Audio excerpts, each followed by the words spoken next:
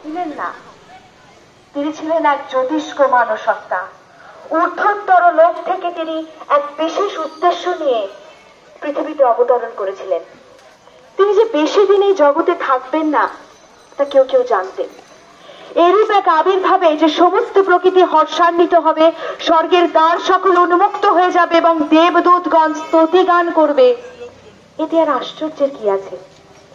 ধন্য সেই দেশ যেখানে তিনি আবির্ভূত হয়েছিলেন, ধন্য তারা যারা তার সময়ে বেঁচেছিলেন, এবং ত্রিধন্য তারা যে মুষ্টিমেয় কয়েকজন তার পদপ্রান্তে বসবার অধিকার পেয়েছিলেন।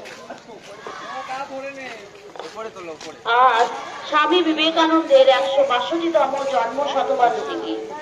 রামকৃষ্ণ বেদান্ত আশ্রম বিদ্যামন্দিরের পক্ষ থেকে এক দীর্ঘ পদযাত্রার আয়োজন করা হইয়াছে।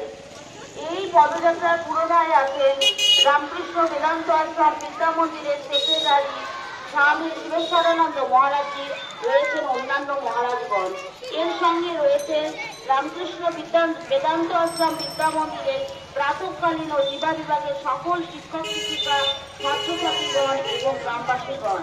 এবং এই দীর্ঘ পদযাত্রাকে সহযোগিতা করছেন খালিপাড়া থানার ওসি। আমরা সকলকে ধন্যবাদ জানাই। তাই বলি, জয় স্বামীজি মহারাজ জি কি জয়, জয় গুরু মহারাজ জি কি জয়, জয় মহামাই কি জয়, জয় গঙ্গা মাই কি জয়।